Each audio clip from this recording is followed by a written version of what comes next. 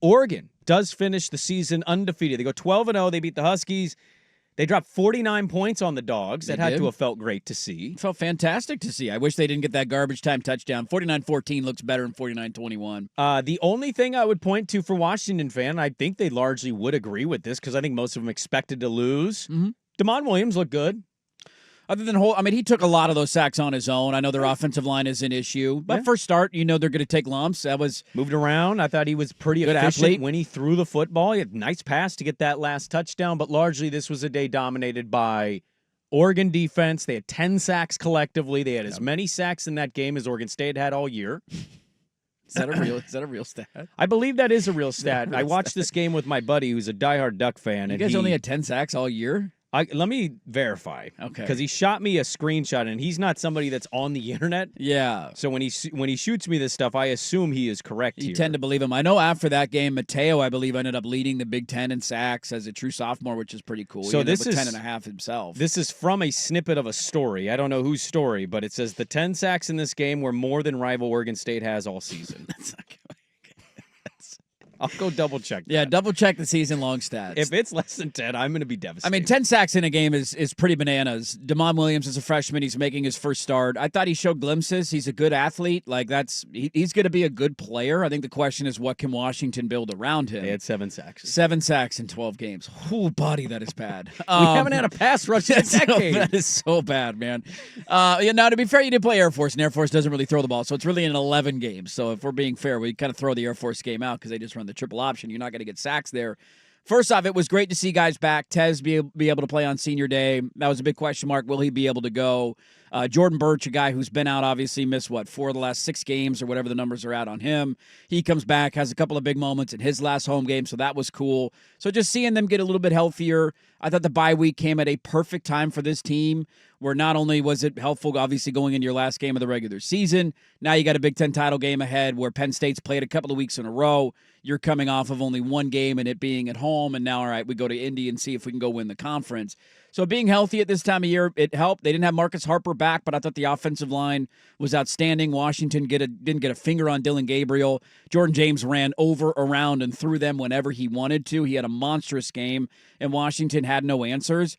And it felt good. We all knew that Oregon was going to win the game. Washington's not very good. They're horrendous on the road this year. I think the only thing that was sticking in the back of my mind, just based on the weekend that we had, was I would have said all of the same things about Michigan and Ohio State. All of the same thing. Michigan had not won a road game all year. Michigan doesn't have an offense. Michigan can't beat, average. They couldn't even beat Washington this year, early this season.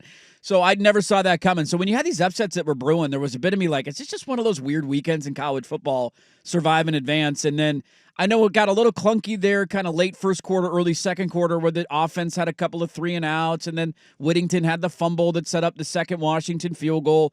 But after they moved the ball the way they did on the opening drive and just essentially went through them like a knife through warm butter, and that was all I needed to see. The offense was going to be fine. They found their gear again, scored 21 points, scored 21 in the second quarter, scored a third-quarter touchdown, and just blew the game open in the second half. Here's Dan Lanning in the postgame of what 12-0 represents for the program. We've said it several times, but being able to play our best ball at the end of the season when it matters most, I think you saw that. You saw glimpses of that from our team tonight, dominating field position, making some critical plays on special teams, offense and defense. I think everybody can recognize college football is hard, right? It's tough to be consistent and to be resilient and consistent and win some tight games and have some battles throughout there. I think that really shows some of the character of our team. He also went on to talk about that consistency and why his team seems to have it. We've talked about connection a lot since I've been here, but I think this is by far our most connected team that we have. It's obviously a talented team, but I think it's unique to be able to get talent to play together. The way that our guys play unselfishly to celebrate other teammates' success. I think that you see that consistently with these guys, regardless of the situation. That really sticks out to me with this group. I thought Tyson of the I-5 Corridor wrote a really good piece in the postgame where he said the basically being perfect and going through perfection, you're chiseling away throughout the journey of your imperfections. And so he highlights kind of the woes they had to start the season, everybody down on them with the Idaho game, the Boise game.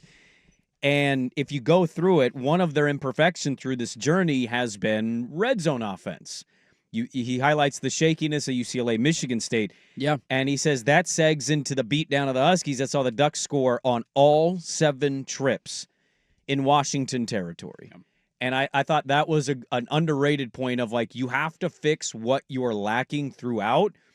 And I think we all can agree on this, whether you hate Oregon or not. What we've seen in college football this year, from the top teams to the middle-of-the-road teams, being undefeated is just not something. Swag nailed it this year. He predicted an undefeated season for them. He has them winning the national championship, I believe. And I just don't think – I don't know how many people really saw 12-0 happening, even if you looked at those games and said, we should beat that team.